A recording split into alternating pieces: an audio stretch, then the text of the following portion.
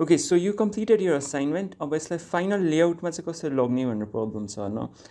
अब if you are not following along, अहिलेसम्म हामीले यो भिडियोजहरूमा चाहिँ parabola, ellipse, Archimedean spiral, lines with different properties, अनि साइक्लोइड, अनि अर्थोग्राफिक प्रोजेक्सन र सर्फेस डेभलपमेन्ट भइसक्यौँ. यो सबैको भिडियो हेर्नको लागि प्रिभियस भिडियोज हेर्नुहोस् होला, त्यसको प्लेलिस्ट डिस्क्रिप्सनमा हेर्नु होला.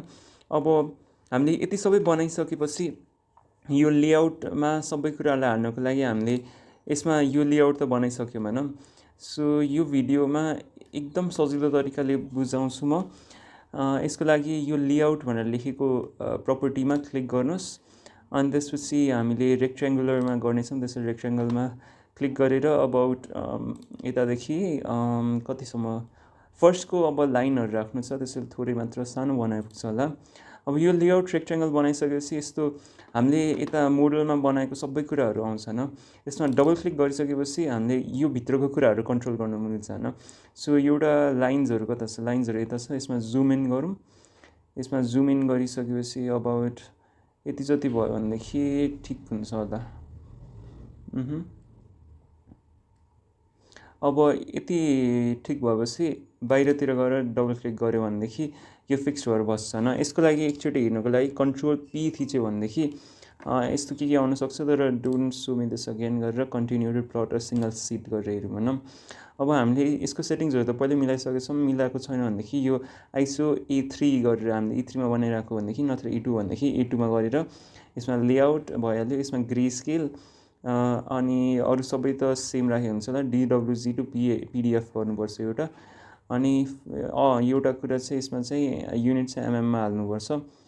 अनि प्रिभ्यू गर्दाखेरि कस्तो हुन्छ यसमा ठिक छ होइन. यस्तो एउटा बक्स चाहिँ देखिएको छ तर हामीलाई चाहिएको कुराहरू पनि देखाएको छ. अब यो बक्सलाई चाहिँ कसरी हटाउने भनेर हेर्नको लागि यो बक्स चाहिँ हाम्रो यसमा एकचोटि क्लिक गर्दाखेरि होममा जाउँ होइन. लेयर 0मा छ नि हामीले यो लेयरलाई 0को सट्टा डेफ पोइन्ट्स भनेर अलरेडी सबैजनाको होला. डेफ पोइन्ट्समा क्लिक गऱ्यो भनेदेखि अब एकचोटि कन्ट्रोल पी गरेर हेर्दाखेरि प्रिभ्यू गर्दाखेरि यो बक्स चाहिँ देखाएन होइन.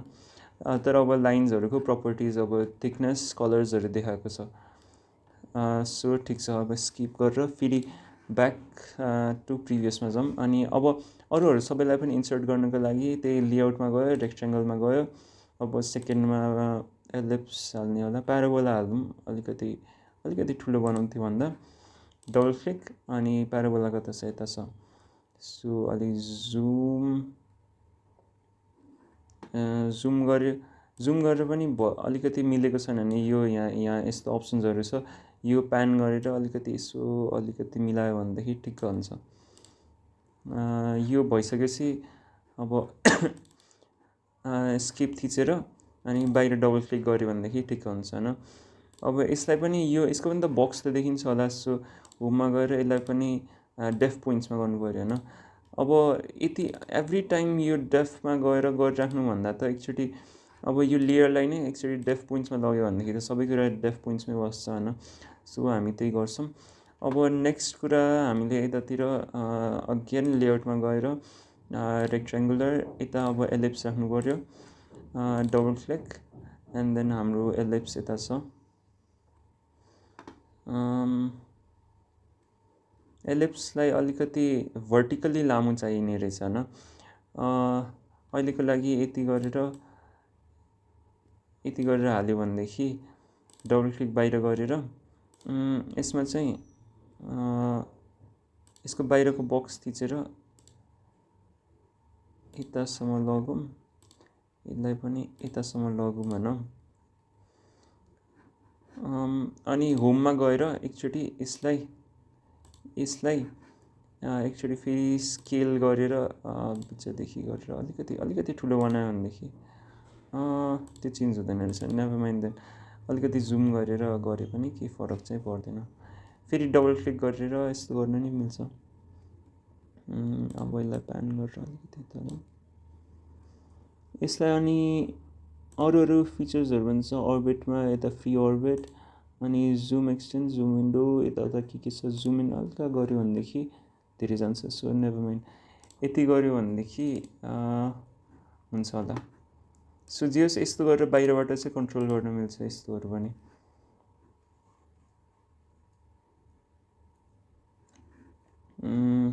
अब नेक्स्ट हामीले यसलाई अनि अब सपोज यताको सट्टा यता त अहिले अर्को कुराहरू अटिन्थ्यो, सो बरु यसलाई यता लानु छ भनेदेखि यता लगेर राखे पनि हुन्छ।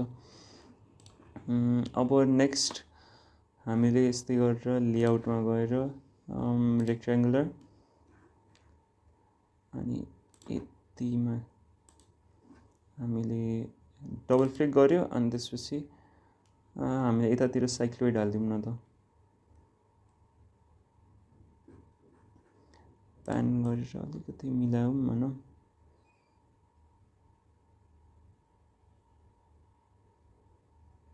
केही पनि मिस आउट चाहिँ नहोस्। अब हामीले आर्किमिडियन स्पाइरल यता मजाले राख्नु पाइहाल्यो।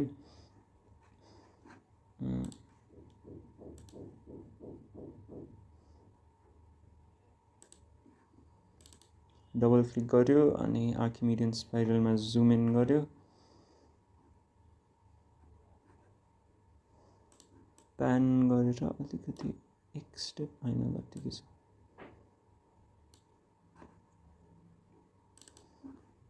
अनि अरू के बाँकी छ हाम्रो, प्रोजेक्सन्सवाला बाँकी छ अनि सर्फेस डेभलपमेन्टको यतिमा हटाइदिउँ, डबल क्लिक गरेर यहाँ छ न यो सबै। तर अब जता मिल्छ जस्तो लाग्छ त्यतै हाल्दाखेरि राम्रो हुन्छ।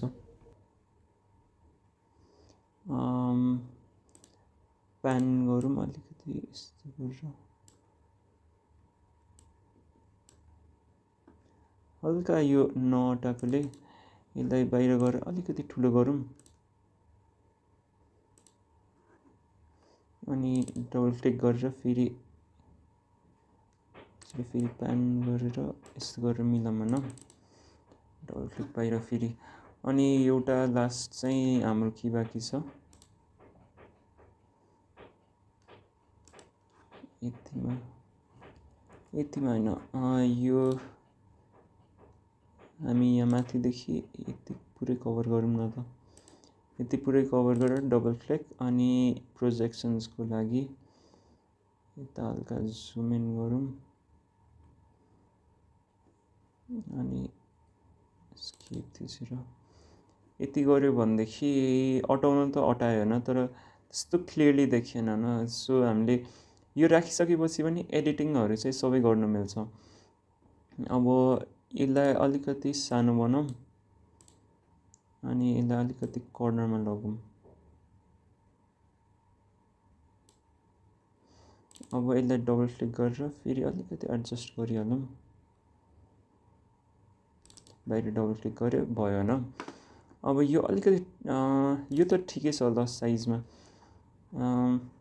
तर यो यसको अलिकति पोजिसन चाहिँ अलि माथि लगौँ होइन,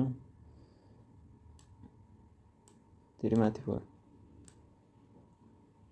यतातिर राख्दाखेरि ठिक हुन्छ होला।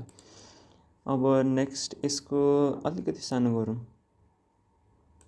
यति गऱ्यो भनेदेखि हुन्छ होला। अनि भित्रको कन्टेन्ट्स पनि अब डबल क्लिक गरेर अलिकति जुम आउट गरेर एन्ड एकछिन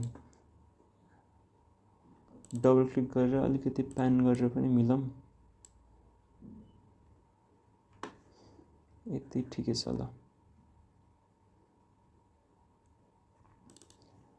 होइन। यसलाई अझै अलिकति माथि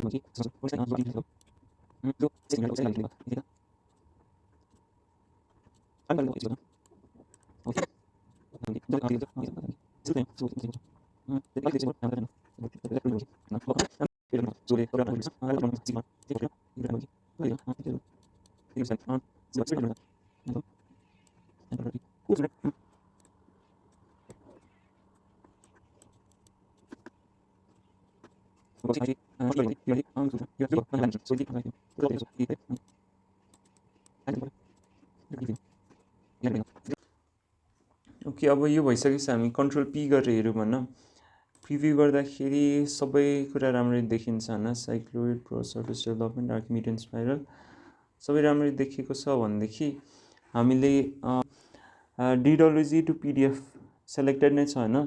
ऊ के गरेर गऱ्यो भनेदेखि हामीले फाइनल अब नाम के दिने हाम्रो मेरोमा त अब 41 BIBHUSHN भ्युसन SAKH शाखा एन्ड EDRG AutoCAD भनेर सेभ गऱ्यो भनेदेखि सेभ गर्दाखेरि भइहाल्यो होइन। फोल्डरमा गएर हेर्दाखेरि 41 भ्युसन शाखा यो भनेर हेर्दाखेरि PDFमा यस्तै गरेर देखाउँछ होइन। So it's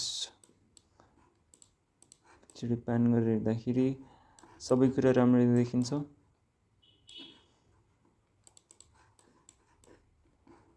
so that's it. केही प्रब्लम भएको छ भनेदेखि मलाई पर्सनली टेक्स्ट गर्दाखेरि पनि हुन्छ, नत्र हाम्रो डिस्कर्ड च्यानलको पनि डिस्कर्ड सर्भरको पनि मैले लिङ्क डिस्क्रिप्सनमा हालिदिएको छु। सो ओभरअल सबै भिडियोजहरूको प्लेलिस्टको लागि यो लिङ्कमा क्लिक गर्नु होला and please subscribe. That's all for AutoCAD first semester.